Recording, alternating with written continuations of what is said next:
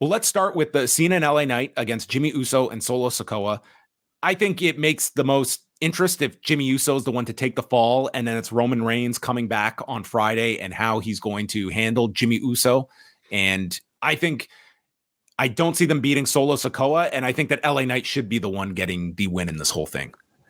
Yes, I think so too. Yeah. LA Knight pinning Jimmy Uso sounds pretty good to me.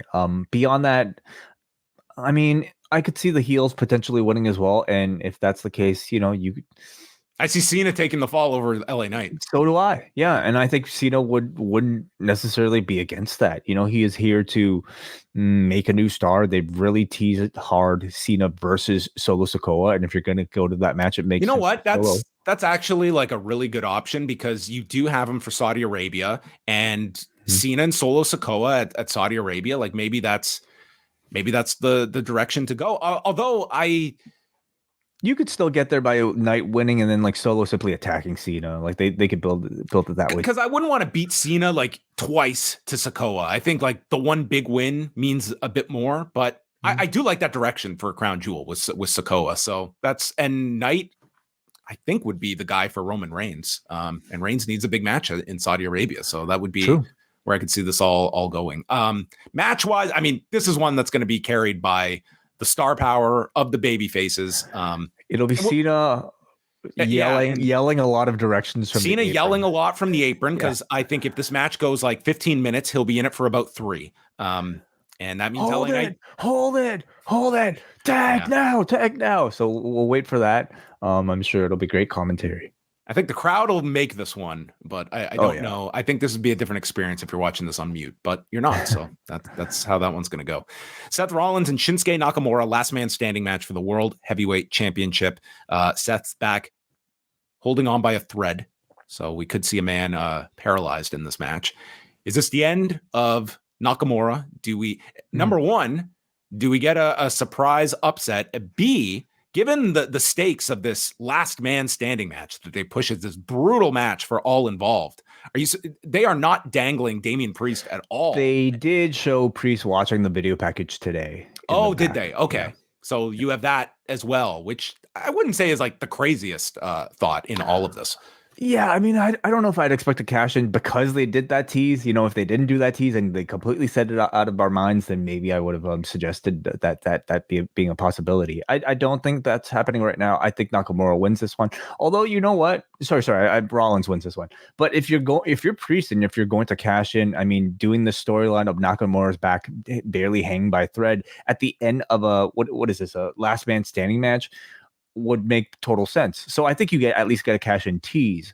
Yeah, I'm just saying logically, it almost doesn't make sense if he doesn't at least tease this. Like should have like both guys are battered by the end of this thing, in particular Rollins, and that can carry you certainly to an instant rematch. And then you've got like Priest and Reigns involved in this War Games match, and it's 2 of your champions. I don't dismiss the idea. So what's the match you do for Survivor Series, or even Crown Jewel? If Priest wins, you could go back and do this rematch with Rollins and Priest in a month's time. Very possible. Yeah, that's certainly on the table ahead of this show. I see it as a smaller possibility. I think Rollins is pretty set in this role as champion. I don't think they need to be flipping it yet. But like, who's waiting for a title shot right now? Like, who are they building up? Honestly, I've thrown out Bronson Reed's name, but I mean, like, there isn't a big heel waiting. Like, there's a lot of potential ones, like a Drew McIntyre, but I don't think they're going there next. And Bronson Reed's not a pay-per-view. Like, I don't even feel like he's a crown jewel, type of challenge. Yeah, it's not even booked on this pay-per-view. He's not even in a 4-way elimination match for the Intercontinental title, which Wikipedia had him listed as. Io Sky, Asuka, and Charlotte Flair, triple threat for the women's championship. It's a match. I hope they have an excellent match. It would continue the trend of big WWE matches that have below par builds, and then the match delivers at the end of it. But where are they? Where's the show? Indianapolis. Right. Okay. So I mean, I guess Io retains, but I mean, flip a coin here. I haven't been into this. The potential for the match being great is certainly there. Like, these are 3 of the strongest, women's wrestlers in North America at the moment. And if given time, I mean, this has not been a feud that I think has really lit any anybody's like interest that much, but coming out of it, maybe it'll be a match that we'll all be talking about. I just hope like there aren't too many shenanigans involved in the end here to keep it from being that way. Bailey will probably get involved somehow. Is there potential of a title change in this one? I'm gonna say no. I don't think so either. Like, what's the point? I think there's too much with like the Bailey stuff, and it just feels like so repetitive at this point to go with either Asuka or Charlotte. Agreed. I don't see it happening. It just, there's so little steam in this. Yeah, I mean, I see them eventually maybe getting to an Io versus Bailey match, if anything, right? And I feel like the title would be on the line for that. But that might be WrestleMania 41 at the pace they're going. Very well. Yeah, very well could be. Rey Mysterio, Santos Escobar, and Mystery Man taking on Bobby Lashley and the Street Profits. I see them keeping Lashley and the Street Profits pretty hot here. So unless they want to get, depending on who this mystery person is, that they like, if it was a Pat McAfee, I could see them maybe they just want to give him a big hometown win. I think Santos takes the pin. He was like, they're already teasing like he's still injured with his shoulder and everything. And I think you have a further story to tell of Santos being continually like, I don't know if disappointed or maybe even jealous, of Rey Mysterio's success. So like him being the weak link in the chain, I think you're like the Profits and Lashley can't really afford, especially if Rey does something and it leads to Santos losing the fall. I think I just don't see them beating Lashley and the Profits at the moment. I think they're going to make them pretty strong. And I would think you have a Lashley title match with Rey coming out of tonight. Sure. Yeah, that makes sense. Go to that. And who is X? Okay. Any other guesses? I need to know what the chat room thinks. Who else is X? Well, you can throw in your ideas. And then Finn Balor and Damian Priest against Cody Rhodes and Jey Uso for the tag titles. Yeah. I think this will be really good. First time seeing Jey and Cody team together.